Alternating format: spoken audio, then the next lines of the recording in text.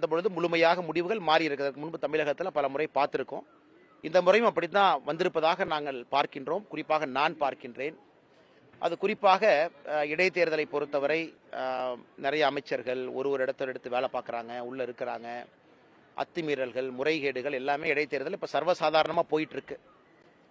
Election கமிஷனில் முதலே appeal பண்ணணும். அது ஈரோடு போல போகாமல் இன்னும் கொஞ்சம் டைட்டாக அது நடத்தணும் அப்படின்னு நடத்தப்பட வேண்டும் என்று. ஆனால் பல சோதனைகள்லாம் தாண்டி தான் இந்த இடைத்தேர்தல் நடந்திருக்கிறது. அதனால் முழுமையாக முடிவுகள் வந்த பிறகு உங்கள்கிட்ட பேசுகிறோங்கன்னா, ஆனால் இடைத்தேர்தலுடைய முடிவு தான் தமிழக மக்களுடைய மனநிலைமை என்று நினைத்தால் அது தவறு. ஏன்னா இதற்கு முன்பும் அப்படி இருந்ததில்லை, இப்பொழுதும் அப்படி இருக்க போவது கிடையாது. இருந்தும் மக்களுடைய முடிவை நாம் ஏற்றுக்கொள்ள வேண்டும். நாம் என்னதான் நாம் விதண்டாவாதம் பேசுகிறோம், என்னதான் மாற்று கருத்துக்கள் வைத்தாலும் கூட ஒரு தேர்தல் தான். மக்களுடைய வாக்கு என்பது வாக்கு தான். அது அதை நாம் எடுத்துக்கொள்ள வேண்டும். அதே நேரத்தில் முதல் முறையாக கூட்டணி கட்சிகள் கீழே எல்லாருமே இணைந்து கடுமையாக களப்பணி ஆட்டியிருக்கின்றார்கள். அதனால் இன்னும் தேர்வு முடிவுகள் முழுமையாக வரவில்லை என்றாலும் கூட வாக்களித்த மக்களுக்கு நாம் இந்த நேரத்தில் நன்றி சொல்லணும். ஏன்னா அரசினுடைய அதிகார பலம், பணபலம், படைபலத்தெல்லாம் தாண்டி இத்தனை மக்கள் களத்திலிருந்து வாக்களித்திருக்கின்றார்கள். அதுவும் ஒரு சாதனை தான். அதனால் நிச்சயமாக வருகின்ற காலம் மாறும். தமிழகத்தில் இதற்கு முன்பும் இடைத்தேர்தலுக்கு பிறகு பொது தேர்தல் நடந்த பொழுது மாறி இருக்கிறது, இப்பொழுதும் அது மாறும்.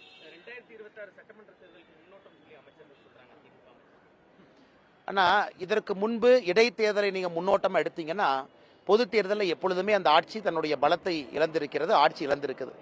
ஒருவேளை அமைச்சர்கள் இந்த இடைத்தேர்தல் ஒரு முன்னோட்டமா எடுத்துட்டாங்கன்னா, இதற்கு முன்பு தமிழகத்தில் எப்படி நடந்ததோ அதே போல இந்த ஆட்சியும் 2026 தன்னுடைய பலத்தை இழக்கும். ஒருவேளை அவங்க அப்படி எடுத்துக்கிட்டாங்கன்னா. ஸோ இடைத்தேர்தலை பொறுத்தவரை ஒரு குறியீடு இல்லை என்பது என்னுடைய கருத்து. ஒருவேளை அமைச்சர்கள் அது குறியீடுன்னு சொன்னாங்கன்னா, இதற்கு முன்பு நடந்த இடைத்தேர்தலை எடுத்துக்குவோம்.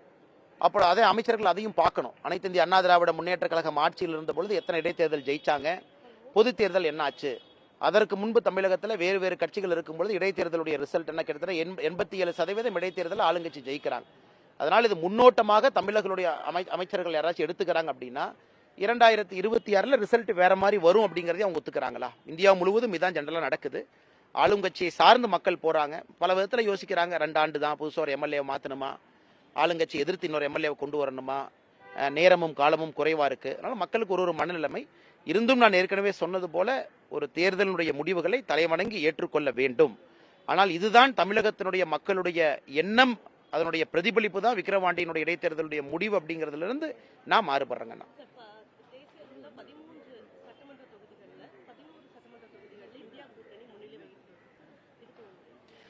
மேடம், ஜென்ரலாகவே வேற வேற காரணத்திற்காக நிறைய இடத்துல இந்தியா கூட்டணியுடைய வேட்பாளர்கள் கட்சி மாறி இடத்துல நடந்திருக்கு. நேற்று பார்த்தீங்கன்னா அதே போல் மகாராஷ்டிராவில் கிட்டத்தட்ட 11 இடம் நடந்துச்சு, 9 இடம் ரிசல்ட் வந்துச்சு எம்எல்சி எலெக்ஷன். அதில் 9லும் பார்த்தீங்கன்னா நம்முடைய என்டிஏ தான் ஜெயிச்சிருக்கிறாங்க. ஸோ அதனால் எல்லா இடத்திலும் எல்லா விதமான தீர்ப்புகளையும் நம்ம பார்க்குறோம்.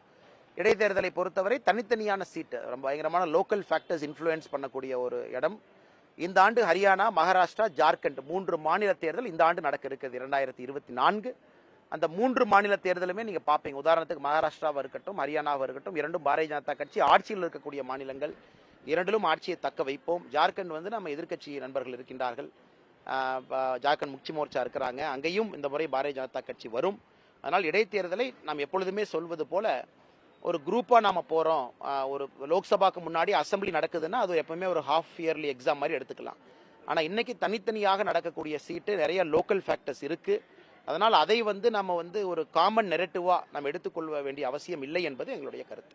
காவிரி விவகாரம் மீண்டும் பரபரப்பா பேசப்படுது. தண்ணீர் திறப்பதற்கு கர்நாடக அரசு மறுப்பு தெரிவித்திருக்கு. அந்த ஒழுங்காட்சி குழு உத்தரவை மீறி ஒரு பக்கம் தமிழக காங்கிரஸ் தலைவர் செல்வ பிறந்தகை தேசிய பிரதமர் நரேந்திர மோடி இதை சரியா கையாளலன்னு சொல்லிட்டு மத்திய அரசு கட்டணம் தெரிவிச்சிருக்காரு. ஏன்னா செல்வ பெருந்தகையாக இருக்கட்டும், காங்கிரஸ் கட்சியாக இருக்கட்டும், அண்ணாமலையினுடைய உருவ பொம்மை எரிப்பதற்கு நேரம் இருக்கு. ஒரு குழு காங்கிரஸ் குழு கர்நாடகா போய் சித்தராமையா அவர்களை சந்திச்சு தமிழ்நாட்டுக்கு தண்ணி திறந்து விடுங்கன்னு சொல்ற காங்கிரஸ் கட்சிக்கு நேரம் இல்லையா? இதற்கு முன்பு பாரதிய ஜனதா கட்சி ஆட்சியில் இருந்துச்சு கர்நாடகால. அப்பொழுதும் வறட்சி இருந்துச்சு. நண்பர்களுக்கு தெரியும், பத்திரிகை நண்பர்களுக்கு தெரியும். அங்கே வறட்சி இருந்த பொழுது கூட எப்போது அங்க இருக்கக்கூடிய பாரதிய ஜனதா கட்சி தண்ணியை திறந்து விட மாட்டோம் என்று சொன்னார்களா? காரணம் முடியாது. அதற்கு தான் 2018 இத்தனை ஆண்டு நிலுவையாக இருந்த காவிரி நதிநீர் மேலாண்மை ஆணையத்தை நம்முடைய பாரத பிரதமர் அவர்கள் அமைச்சாங்க. எப்பொழுது காங்கிரஸ் ஆட்சிக்கு வந்தாங்களோ அப்பொழுதுதான் பிரச்சனை. அப்பொழுது மாநிலங்கள் ஒரு மத்திய அரசு கொண்டு வந்திருக்கக்கூடிய ஒரு ஆணையத்தை மதிக்கவில்லை என்றால் எப்படி இந்தியாவில் ஒரு அரசியலமைப்பு சட்டத்தை நாம் காப்பாற்ற முடியும்? ஆனால் இன்னைக்கு அண்ணாமலையினுடைய பொம்மையை நான் எரிக்கிறேன், தீ வச்சு கொளுத்துறேன்னு சொல்லக்கூடிய காங்கிரஸ் எல்லாரும் இங்கிருந்து பெங்களூருக்கு போயிருந்தா முதல்ல நான் பாராட்டியிருப்பேன். காங்கிரஸ் தலைவர் எல்லாத்தையும் கூட்டிக்கிட்டு இங்க இருக்கக்கூடிய சட்டப்பேரவை உறுப்பினர்கள், எம்எல்ஏக்கள், எம்பிக்கள் எல்லாத்தையும் கூட்டிக்கிட்டு பெங்களூரு போய் சித்தராமையா அவர்களை நட்பின் அடிப்படையில் 2 மாநிலங்களும் நன்றாக இருக்க வேண்டும் என்கின்ற அடிப்படையில் அவர்களை சந்தித்து தண்ணியை திறந்து விடுங்க. காரணம் எங்களுடைய உரிமை. கர்நாடகாவுடைய தண்ணியை கேட்கல. தமிழகத்திற்கு காவிரி நதிநீர் மேலாண்மை ஆணையம் அந்த ஃபார்முலா பேஸ்ட் அப்ரோச்சில் கொடுத்துருக்கக்கூடிய தண்ணியை தான் நாம கேட்கிறோம். அதே போல உங்களுக்கு தெரியும், காவிரி நதிநீர் மேலாண்மை ஆணையமே இதுக்கு சொல்யூஷன் கொடுத்துருக்காங்க. என்ன சொல்யூஷன் கொடுத்துருக்காங்கன்னா, வறட்சி ஆண்டில் எவ்வளவு தண்ணி கொடுக்கணும், தண்ணி அதிகமாக வரக்கூடிய ஆண்டில் எவ்வளவு கொடுக்கணும், எல்லாமே solution paste approach, formula paste approach.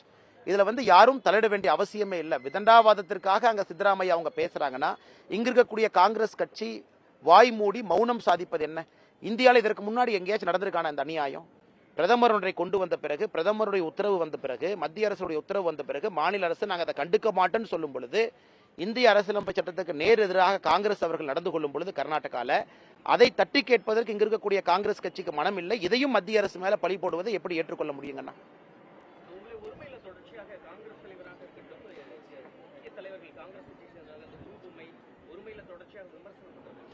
ஆனா அது எனக்கு ஒன்று புதிது கிடையாதுங்கண்ணா. இன்னைக்கு அரசியல் நாகரிகம் எல்லாம் தமிழகத்தில் எப்பொழுதே கப்பல் ஏறி பறந்து விட்டது. நாம் கேட்டிருக்கக்கூடிய கேள்வி என்னன்னா, செல்வப்பெருந்தைய அவர்கள் முதல்ல அவங்க என்ன சொன்னாங்க, பாரதிய ஜனதா கட்சியில ரவுடிகள் இணைகின்றார்கள் என்று முதல்ல சொன்னாங்க. அதற்கு பதிலடியாக நான் என்ன சொன்னேன், செல்வப்பெருந்தைய அவர்களுடைய வாழ்க்கை வரலாறு என்ன, அவர் எப்படிப்பட்டவர், எப்படிப்பட்ட ஒரு இடத்திலிருந்து வந்திருக்கிறாங்க, எத்தனை கட்சிக்கு போயிட்டு வந்திருக்கிறாங்க, அவர் மேல் இருக்கக்கூடிய கிரிமினல் கேசஸ் என்ன, அதை வெளியிட்ட பிறகு அவர்களுக்கு பொறுக்கவில்லை. எப்படிப்பட்ட ஒரு காங்கிரஸ் கட்சி இன்னைக்கு தன்னுடைய தன்மையெல்லாம் இழந்து அதே சத்தியமூர்த்தி பவன்ல எப்படிப்பட்ட மாபெரும் தலைவர்கள் உலா வந்த ஒரு சத்தியமூர்த்தி பவன்ல இன்னைக்கு 2ஆம் கட்ட தலைவர்கள் என்ன வேண்டுமானாலும் பேசினால் மக்கள் மன்றத்தில் எடுபடும் என்று நினைக்கக்கூடிய தலைவர்களை கொண்டு வந்து பேசுறாங்க. அதனால் நம்முடைய கட்சி நண்பர்களுக்கு எல்லோரும் நான் அறிவித்திருப்பது, யாரும் எதையும் பேசக்கூடாது. இதை நான் பார்த்துக் கொள்கின்றேன். தரம் குறைந்து ஒரு விமர்சனம் வந்தாலும் கூட நீங்கள் தரம் குறைந்து பதிலடி இருக்கக்கூடாது என்பதிலே பாரதிய ஜனதா கட்சி தெளிவாக இருக்கின்றோம். தமிழகத்தினுடைய காங்கிரஸ் நிலைமை எந்த அளவுக்கு சென்றிருக்கிறது என்பதை அவர்கள் ஒருமையில் பேசக்கூடிய பேச்சு வெட்ட வெளிச்சம் போட்டு காட்டிக் கொண்டிருக்கிறது. இன்னைக்கு அவங்க மேல போட்டிருக்கக்கூடிய கேஸை பத்தி பேசிட்டு நான் பதில் சொல்றேன். ஜெயலலிதா அம்மா தான் குண்டா சட்டம் போட்டாங்க, அது பொய்ன்னு சொல்லிட்டு அதுக்கு பதில் சொல்றோம். அண்ணாமலை அவர்கள் அந்த கேஸை எல்லாம் ஜோடிச்சிருக்கிறாங்கன்னு சொல்லிட்டு அதற்கு பதில் சொல்றேன்.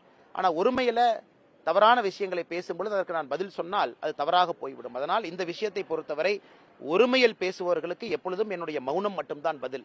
ஆதாரத்தின் அடிப்படையில், சயின்ஸ் அடிப்படையில் பேசக்கூடியவர்களுக்கு எப்பொழுதும் பதில் சொல்வதற்கு நான் தயாராக இருக்கின்றேன். கிட்டத்தட்ட 3 ஆண்டுகள் உங்களுடைய பாஜக மாநில தலைவராக 3 ஆண்டுகள் நிறைவு செய்திருக்கிறார். 3 ஆண்டுகள்ல பாஜகவுடைய வளர்ச்சி இன்னும் உங்களுடைய அந்த இலக்கு இன்னும் ரொம்ப தூரம் செல்ல வேண்டி இருக்குதுங்கன்னா, இது ஒரு பாரதிய ஜனதா கட்சியில் நான் ஒரு காரியகர்த்தன், ஒரு சாமானிய உறுப்பினர், நிறைய பேர் வேலை செஞ்சிருக்காங்க, அதில் நானும் ஒருத்தன். எப்பொழுதுமே நான் சொல்லுவது, ஒரு மூங்கில் மரத்தை பார்த்தீங்கன்னா முதல்ல வேர் பலமாக வேர் பிடிக்கும், அதற்கு ரொம்ப நேரம் எடுத்துக்கும். அந்த வேர் பிடித்த பிறகு மூங்கில் மரத்தினுடைய வளர்ச்சி ரொம்ப அசுரத்தனமான வளர்ச்சியாக இருக்கும். எந்த மரத்தையும் மூங்கில் மரத்தினுடைய வளர்ச்சியோடு போட்டி போட முடியாது. ஆனால் இன்னைக்கு தமிழகத்தில் பாரதிய ஜனதா கட்சி எங்களை பொறுத்தவரை இந்த மூங்கில் மரத்தினுடைய வேர்களை பலப்படுத்தி கொண்டிருக்கின்றோம். இதுக்கு தரைக்கடியில் நடந்து கொண்டிருக்கிறது. வெளியிருந்து பார்த்தா சில பேருக்கு தெரியாது.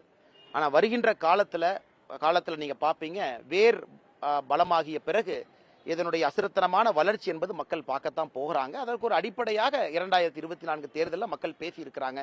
பாரதிய ஜனதா கட்சி தேசிய ஜனநாயக கூட்டணிக்கு வாக்களிச்சிருக்கிறாங்க. நன்றிங்க அண்ணா. தேங்க்யூ.